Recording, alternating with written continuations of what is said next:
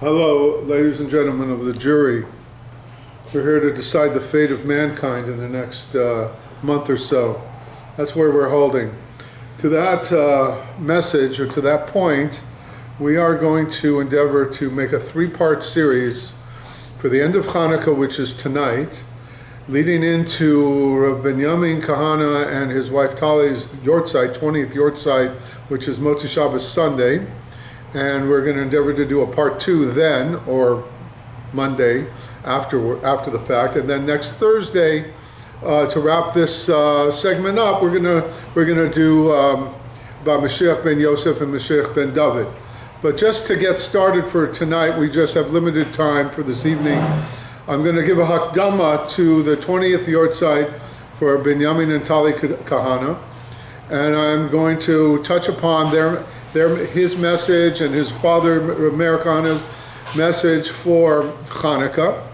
But first I just want to present a little overview of two aspects that we know about let me have a siddur, please. Any siddur. Siddur, yeah, sorry. Yeah. Sephardic, Ashkenaz, they all have Alanissim. There we go. And so we have two aspects of our observance of Hanukkah. Well, actually three, because we say Hallel every day, a full Hallel. But we also have the lighting of the menorahs, world famous, everybody knows. And we also have saying Ala Nisim, the prayer, thanking Hashem for these miracles for these days.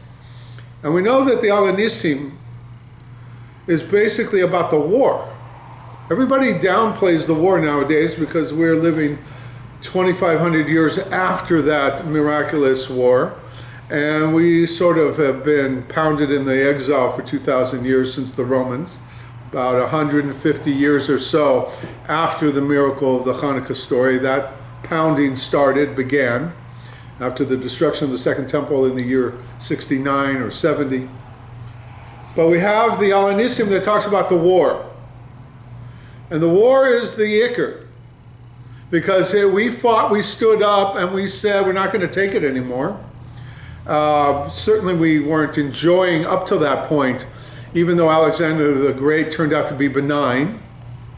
We unfortunately suffered a lot in just the threat, the panic that his marching into Yerushalayim, to the outskirts, to the gates of Yerushalayim, caused the Jews in Eretz Yisrael, in Eretz Yehuda, Judea, which had been formed for the second base of Mikdash, with the head then of the last remnant from the Anshe Knesset Gedolah, the Great Assembly, the Great Assembly of the Anshe Knesset Gedolah, with Shimon HaTzadik, the holy Shimon HaTzadik, Kohen Gadol, Navi.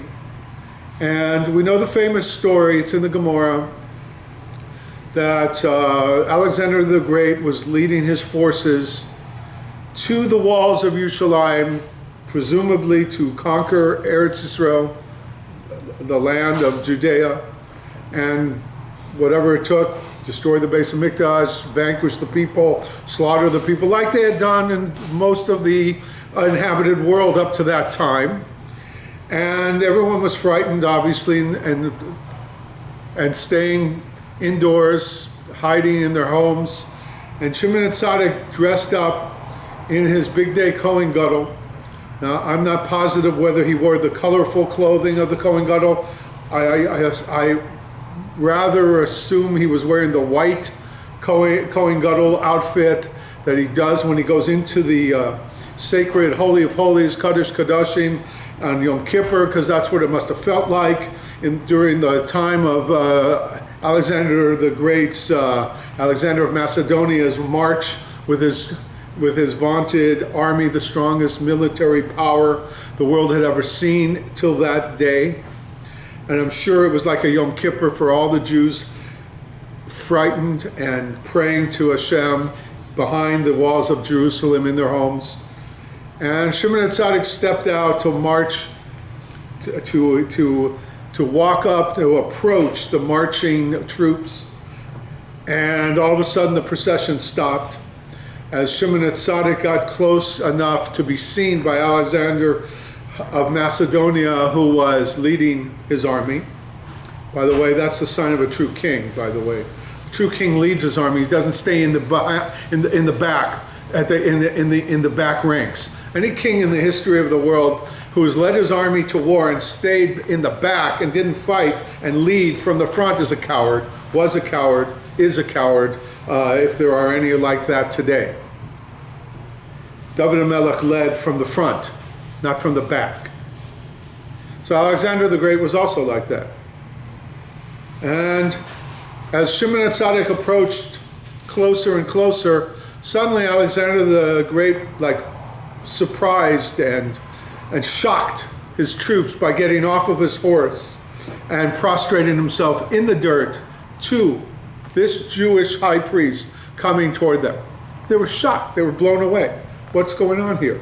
They asked, what are you doing? And he said, do you remember, do you recall all of our wars and our battles, our campaign to come to the power and the empire that we've ascended to? Do you know how sometimes I would say, yeah, today we're going out to battle, and other times I say, no, we're not going out to battle. Yeah, we know. It was uncanny. We never lost a skirmish. We never lost a battle. We never lost a war. And we didn't know how or why or how you knew when is the opportune time. We thought you're a wizard. We thought you're some kind of psychic. They probably didn't use that word, even though it's a Greek word. We thought you were incredibly attached to all of the pagan gods that they worship, and we didn't. It was uncanny how you knew when we would be successful, and we assumed that when you told us it's not an opportune time to go out to war today, that we wouldn't be successful, and therefore you knew to stay out, to stay away. And he says, well, the reason I knew when it was a good day to go to war and when it was a bad day to go to war is when this man who you see in front of us right now, this Jewish man, I thought he was a god's on Olympus. I thought he was Zeus himself. Lahavdil, obviously, Yamach Shamam, all the Greek mythology and religion, pagan heresy. But this man appeared to me in my dreams to tell me that this is a good day. I will have success when victory will be ours when we go to war. He was sent here by God, by his God, whatever, in my dreams every night before a battle that we won. So I see that he's a real human being, and he was the one sent in my visions at night, in my dreams, and so I bowed down to him. And the war and the destruction of Yerushalayim was thwarted, and they were saved. However, it led to a tremendous weakness among the Jews, as relieved as they were, and as happy and joyful, rejoicing. It says that they honored Alexander the Great, and they taught him some Torah, and some people say he converted to Judaism. Whether any of those legends are true or not, I don't know. And they named, but this is true, they named the firstborn son. Every family who had a son born in that next year named the child Alexander, after Alexander of Macedonia, for saving or sparing them and not attacking them. And it was a tribute to him, and that's how Alexander became a Jewish name. Now it's used mostly, they say sender, and it's a Yiddish or a Hasidic name. Mostly, it's not really Sephardic or Ashkenazi, Litvish, whatever. It's used in the Hasidic world. In any event, the pachad, the fear, the certainty that they were about to all die, the relief from that, though, it had an ill effect on a large percentage of the Jewish people living in Yerushalayim and around the countryside, and it led to many, many problems as time went forward. The Hellenist Jews, there was already the Sadducee Jews that had questioned whether there was Torah Shebaal Peh, oral law, or only the written law, and other questions they had about the next world or about the Messiah or any of the other questions of faith that they lost faith in before this even happened, now even got more pronounced and got worse. And we started seeing, like the Mishnah near the end of Masechta Megillah calls them chitzonim, separatists. Not only didn't they believe in the Torah Shebaal Peh, but they stopped believing in the Torah Shebiksav. These Hellenist Jews, over the next 50 to 100 years, they started becoming Hellenized. They started becoming Greek in their outlook and their philosophy. They abandoned Judaism because they said, we don't want to die for Hashem anymore. We're tired of being placed constantly in our history where we have to show this extreme level of faith and trust in God, and sometimes we get slaughtered and sometimes we get saved, and we don't want to go through this anymore. So we're capitulating to the Greeks. Certainly when Alexander died, or whatever happened to him, that he was no longer in charge and his kingdom was split between his three top generals. One general took the Greek European area of the world, and one took the Middle East, north of Israel, of Judea, in Syria, and the other took Egypt, Ptolemy in Egypt, and the Seleucids in where Antiochus comes from, in Syria. So at first it was sort of benign still. Ptolemy ruled from Egypt and fought off the Seleucids who tried to take it over, but he was also not great, and he started imposing his will on the Torah community, the Jewish community, made them translate the Septuagint, they made them translate the Torah, the written Chumash, the Pentateuch, the 5 books of Moshe, made them translate it into Greek, and that's a whole story. And we fast, part of the fast of Tavis, which comes a week after the end of Hanukkah now, the 10th of Tavis, Asar B'Tavis, a week from this Friday, a week from tomorrow. Part of it is the 8th, 9th, and the 10th of Tavis. On the 8th of Tavis is when the Septuagint was finished, and the 9th of Tavis is many years before that, when Ezra HaSofer, one of the main leaders leading us back to the rebuilt Beis HaMikdash, Second Temple, with 40,000 Jews coming from Babylon, and he died, and that was a great tragedy and loss for Klal Yisrael. And the 10th of Tavis, which is about the circling of the walls of Yerushalayim by the Babylonians before the destruction, which is obviously even further back in time from the building of the second Beis HaMikdash, which took place 70 years after the exile and destruction of the first Beis HaMikdash by the Babylonians. In any event, one of the reasons on the 8th of Tavis is that we don't fast all 3 days. We're not as strong as maybe they were back then, and so they used to fast all 3 days, but eat at night and then fast the next day for that reason, and for the next reason, for the following reason. And so the 8th of Tavis is the Septuagint being translated, even though the Chazal honor the giving of the Torah into the Greek language, because the Greek language is such a beautiful language and it's honorable. It's an honor for Hashem. It's a kavod for Hashem that it's such a beautiful language for the Torah to be translated into it, but it comes at a price, and they were mourning that price. Up till then, the Torah is a lion, and a lion is feared and is fearsome, and the world didn't know what the Torah said or what's in it, and so they were rightly afraid and had great respect and awe of the Torah. But now that it's translated into a language and they can get their hands on it and they can grasp it and see what it says, that's like putting the lion in a cage, Chazal, the sages say, and as a result, that's a bad day. It was a terrible day, and so they fasted on that day ever since, the 8th of Tavis. And so anyway, but Jews were losing their strength. They said, we can't take this anymore. Every empire sweeps over us, threatens us, harms us, conquers us, and we're going to go over to the Greeks. And that led to a big downfall for the Jewish people.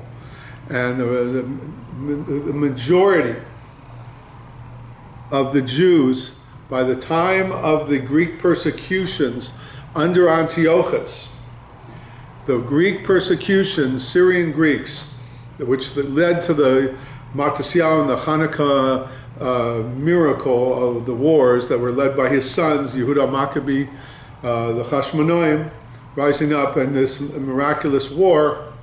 So they had capitulated, and they had turned their backs on Judaism out of fear and out of fatigue of they couldn't muster the courage and the Mesiras Nefesh, the self-sacrifice, to stand on their post, not to give in, no matter, even if it cost them their lives, to lay their lives down for the Torah. They stopped doing that, and by the time the war started, the majority of the people, the majority of the Jews in this state, the Second Commonwealth, had become Hellenized. Hellenist Jews, we call them. And they not only were they Hellenized and afraid to stand up against the Greeks, but they joined the Greeks as part of their entree into the whatever rewards or perks they were going to be given as honorary this or honorary that, governors or satraps or whatever it was. They were given entree into the Jewish world, and they were, into the Greek Empire and the Greek world, and wealth and prestige, and held up as examples to see how fine these people are, that they came over to our philosophy of life. And as a result, they were told, but there's a price tag for that. There are a significant minority among you who are holding out their Torah concepts, and they're loyal to Hashem, their God, and they're fighting us and resisting us by their keeping the Beis HaMikdash going and keeping their Torah no matter what we decree against them, secretly, publicly, with great Mesiras Nefesh, with self-sacrifice. We need you, we need to enlist you to help us stamp out Judaism for all time. And many of them were willing to do that. And they helped the Greeks occupy and conquer the Beis HaMikdash and defile it. And they instituted gezeros against learning Torah in public, against reading the Torah on Shabbos in public, against saying the Kriya Shema, against openly doing the Rosh Chodesh pronouncements and of when Rosh Chodesh would be, of certain kashrus laws, and Shabbos as well. They prescribed, as well as bris milah, doing circumcision, all these things aimed at the heart of Judaism and the Torah-loyal, God-loyal Jewish people that were left, led by the rabbis, the great sages, the Chazal. And it was a dagger to their heart. It was arrows aimed at undermining their faith and their commitment to Judaism, to true Torah Judaism. And there's two aspects I want to point out here. One is that there's a question that's asked as to why we have the shamash, this little extra light, either above the other lights or a little below the other lights, not on the same level. It's called the shamash, the servant candle. It's because you're not allowed to use the lights, the oil or the candles. You're not allowed to utilize them for any other purpose besides presuming nisa the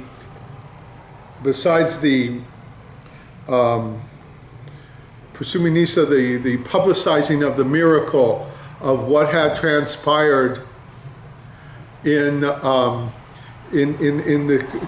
quelling of this rebellion against Judaism that the Greeks with the Hellenist Jews had perpetrated upon Eretz Yisrael, upon our people. And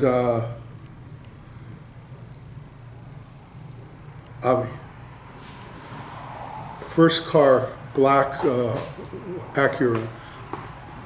Thank you. So they didn't want, we were not allowed to use the candles to read by, to see by, so we don't trip in the dark, to eat by so we can see our food. We're not allowed to use that light. Like the Shabbos candles are specifically for Shalom Bayis, supposed to have it, especially when they didn't have electricity thousands of years ago, leading up to our generation or two. And the candles were their light. So they had to light them. It was a mitzvah to light them so you can see by it. It leads to peace in the home on Shabbos, so you can see where you're going. You can see your food. You can see each other. You can talk to each other. So that is what Shabbos is all about, or Yom Tov is all about, the lights in the house. But that's not what Hanukkah is for. Hanukkah is the lights represent this miracle. And the lights representing this miracle cannot be sullied by using them for any other purpose. No purpose other than this is allowed to be used. So the question I had many years ago when I was starting out is, okay, let's say you don't have a shamash. And let's say you can be Yortzeit with just turning the lights on in the room, the lights that we have. Then you can have the candles and nobody's reading by those lights. You're reading by the lights of the ceiling, of the electricity. But let's say you don't have that on. So this could be your shamash. But let's say you don't have that on. Can you just have the candles in the dark? And you're just sitting there looking at the candles. You're not reading, not walking around, you're not eating anything. You're not trying to do anything but look at the candles in the dark because it's beautiful. It's warm, it's spiritual, it's meditative. It's a very holy and beautiful thing to observe candles burning in the dark. Maybe that's allowed. That's not prescribed. It enhances, you could say, your appreciation for what they stand for, the symbolism of what they stand for. They stand for the miracle of the 8 days, that the 7 extra days that the lost shemen, the lost pach, the last jar, vial of oil that they found that was still tahor, pure, and they lit it. It lasted it stands for that miracle. So maybe you could have that in the dark, and that's okay, because you're not using them for any utilitarian purpose. So I want to say that would be fine, halachically, according to the letter of the law, but not according to the spirit of the law. Why not? You need that shamash there, either all the lights turned on or the extra candle on top of the other candles. Why is that? And for a simple reason, seeing the candles in the dark, as pretty as that is, as aesthetically beautiful, spiritually uplifting that is, it diminishes the miracle. So, it's a philosophical, conceptual idea.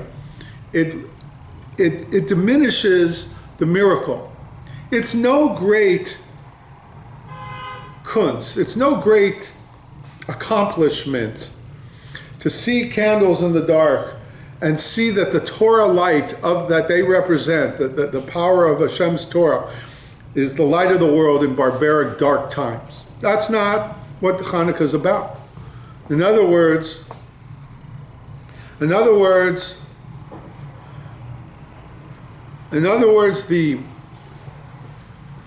seeing the candles in the dark shows you the miracle on a lower level. The miracle of Hanukkah wasn't that the Jews saw through the barbaric dark times to see that the Torah is the only truth and that little candle stands for the light of Hashem and is the light of the world that you should cling to and be davuk to. You should cleave to it with closeness and dearness. That's not the miracle. The miracle is that all the lights of the Greek culture were burning bright and the whole world was bowing down to it and accepting it and absorbing it and taking it in and celebrating it. The great miracle of Hanukkah is that those little candles on that little menorah, that little light of Hashem's light didn't get lost. There were Jews left who saw that that's the real truth. These are all ephemeral, these are all physical, external lights that are superficial, that will not last, don't necessarily last, and they won't stand for all time. And even if they do, some Greek philosophies come down to us, Aristotle, Plato, mostly in the antiquities department of museums and universities, and the Hamonam, the regular people walking around in public, have no knowledge anymore of these people. But the Torah is still alive, and the Torah is still the clear indicator of what is true in the world, Hashem's truth to the world, of his creation of the world, of his chosenness, of that his Torah should be introduced to the world through the Jewish people at Mount Sinai. That was the miracle of Hanukkah, that those lights can still be would still rally people to that light, and they would recognize that that is the truth. They'd recognize that that is the concept that you have to cleave to, that you have to be dedicated to and commit yourself to, that still stands for truth. And that is the only truth. And these, not be fooled by all these lights all around, the bright times that they imply, the bright times that they seem to indicate that mankind has achieved an advancement in his culture, in his civilization, in his dignity, in his station in life of the creation, the creature of the creation, that is the epitome, the pinnacle. There's something beyond physical man at even the heights of his intellectual powers and technological and scientific knowledge. There is Torah. There is moral and ethical clarity and purity, and there is truth of what has been created in the world by God and God's existence, and that light is not shown in all these above. There's something beyond the Greek mind. The Greek, they wanted to say, if you can't see it and touch it, it doesn't exist. Shabbos doesn't exist. It's no different than any of the other 6 days. Rosh Chodesh time doesn't exist for you, except as dictated by us. The body is alone, pure as it was born, and it doesn't need a fixing. It doesn't need a rectification and a tikkun through the circumcision, through the bris milah. That was what their war was, that they were the pinnacle, and that there was nothing beyond what they could fathom and what they could know. And that their arrogance belied the fact that there is a whole spiritual realm above them that they have no access to, had no access to, because of how impure their morals were, because of how arrogant their souls were in thinking that they're the be all and end all of mankind can never achieve anything higher than what they've achieved. And they want to impose their will upon all of us, all over the world. Sounds familiar with this Corona New World Order rollout that we're going through now. Same kind of arrogance of these Greeks has been transferred down the generations to these like-minded slime, that I call them, that think that they rule the world, they own the world, they can dictate to all of us what we should and should not only do, but should and should not think and believe in. That's how arrogant and that's how despotic they have become as good descendants of these Greek warlords and Greek despots and tyrannical forces. So that's one aspect, the candles. The candles stand for the truth of the Torah, and it stands through the miracle that they were able to still see the truth of the Torah, though it looked like it was being outshone by the Greek achievements and the Greek culture that they were promoting and ramming down everybody's throat. And most people were welcoming it, not having it rammed down their throat.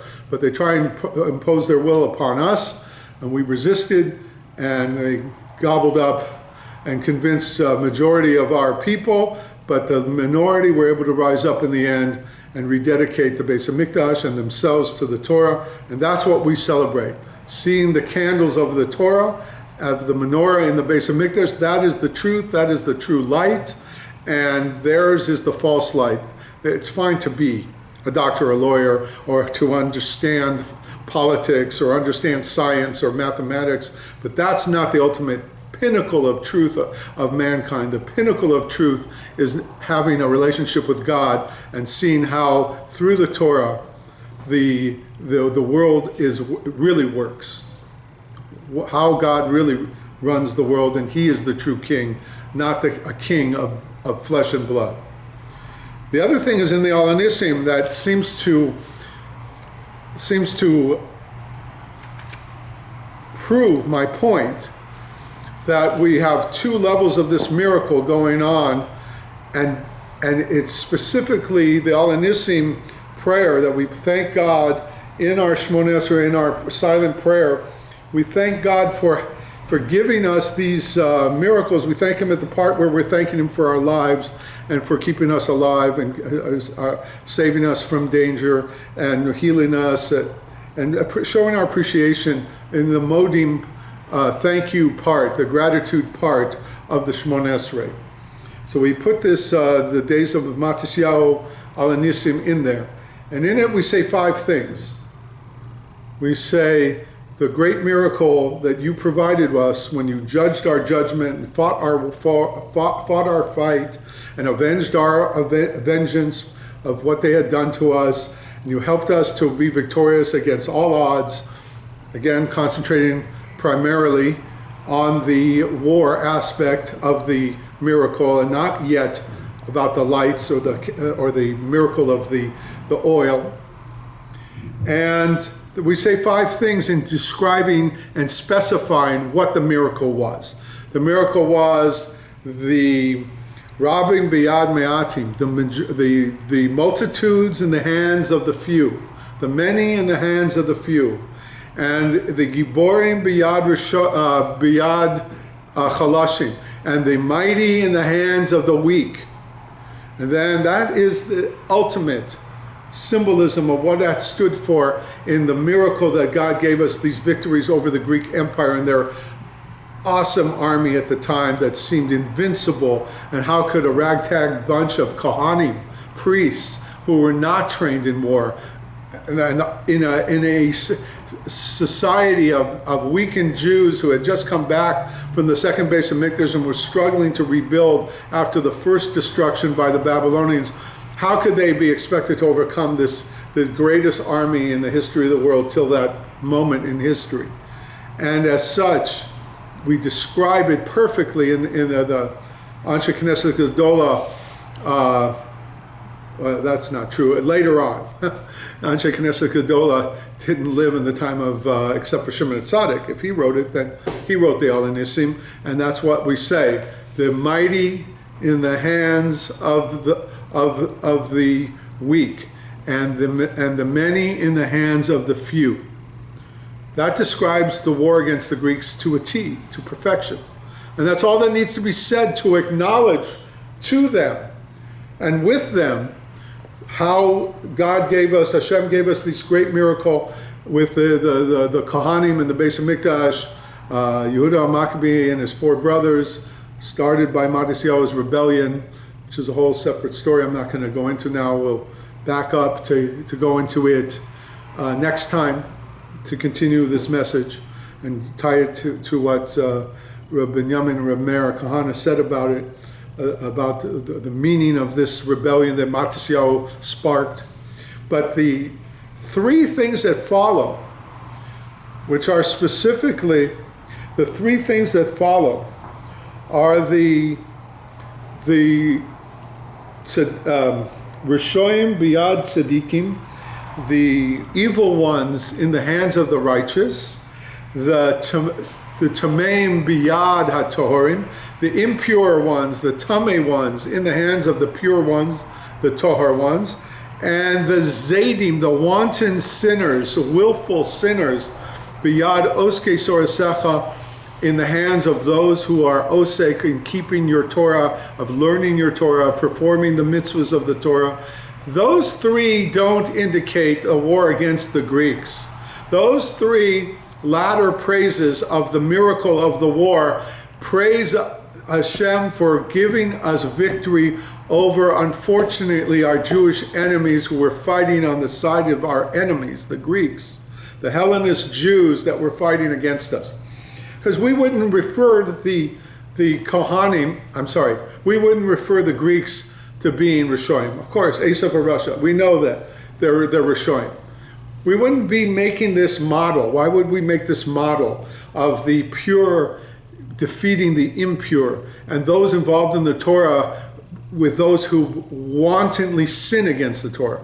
That's not talking about the Greeks. That's talking about traitorous Jews, Hellenist Jews, who we had the unfortunate necessity to war against to liberate the Beis Hamikdash, the Temple Mount, and continue and rewrite the ship, so to speak, and start the avoda to Hashem over again, which then went on for another 100 or so years until the advent of the Churban of the Beis Hamikdash, a couple more 100 years afterward, and 150, I think it is.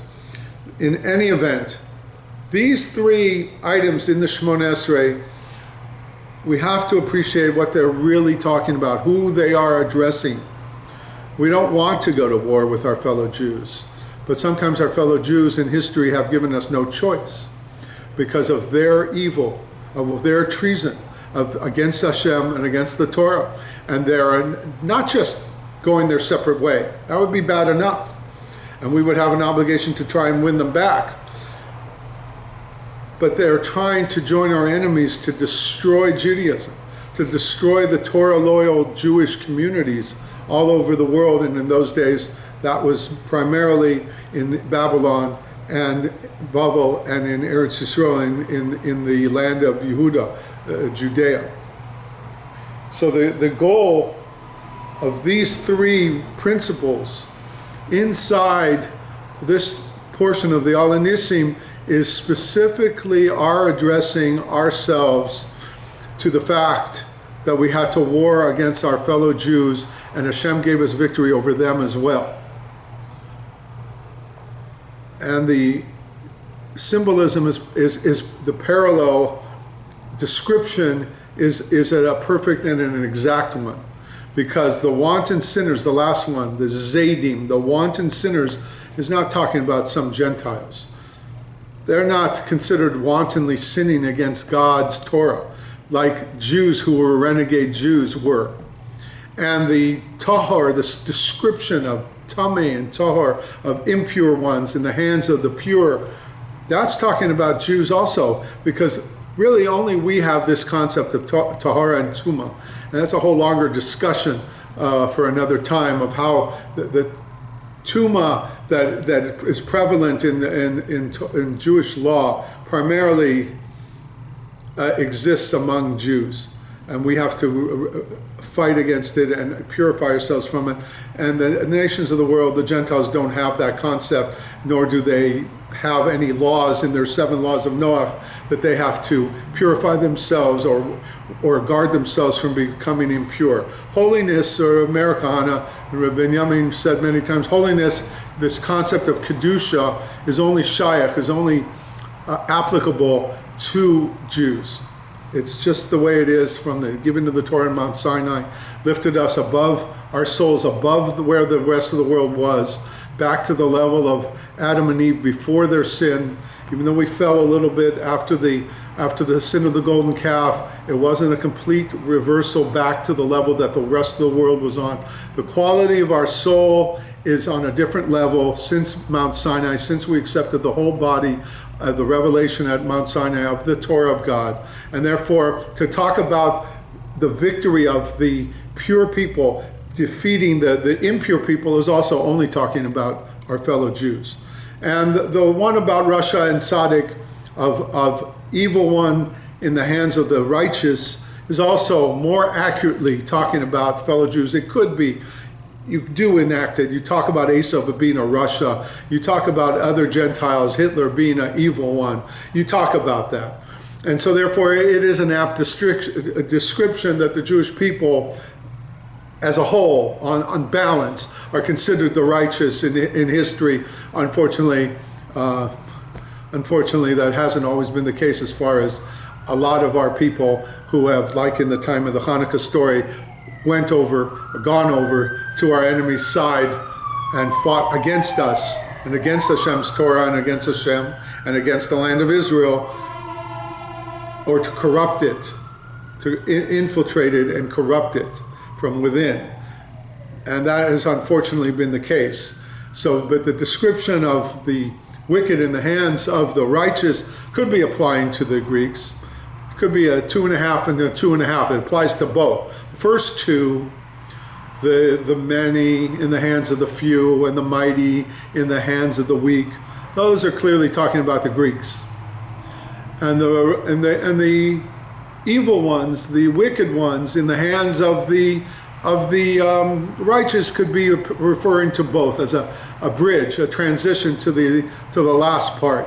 So it applies to our enemies who were the Syrian Greeks, and our enemies that were unfortunately our fellow Jews, who were participating with them in the war against us, to try and stamp out Judaism and stifle our rebellion, to throw off the yoke of oppression and slavery, spiritual and physical, not just physical. It is true, we were enduring their existence from the time of Alexander the Great, of controlling our country and land, as long as they left us alone to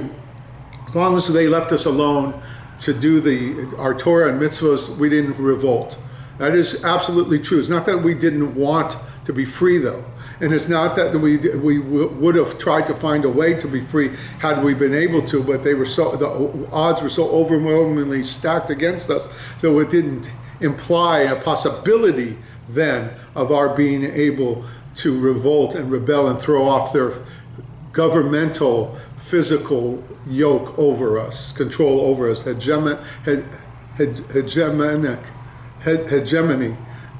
hegemonic control over us.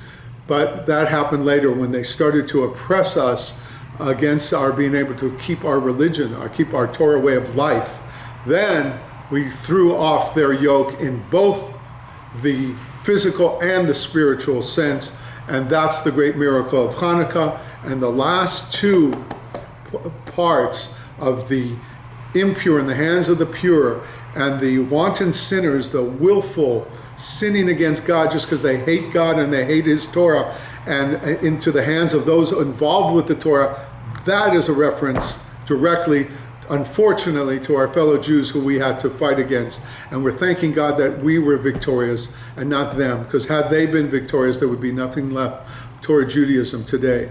And we're going to close now this particular opening. It's a Hakdama, it's an introduction to what we want to talk about for Binyamin's and Talia's 20th Yortzeit, and as well as to close off our discussion about Hanukkah and the great miracle. This is a little insight into two aspects of that Hanukkah miracle. We're going to tie in one or two more in the next time, as well as talk about Binyamin a little bit and teach over some of his Torah, and on the parshas leading up that are associated with Hanukkah. So for now, that's good night and Chag Sameach, and it's out. Is it still going, or it turns itself off? It's still going. Okay. Od Kahane Chai, Od Hashem, Od Avinu Chai, and of course Am Yisrael Chai. Amen. Zaku Baruch. All right. Shka. So we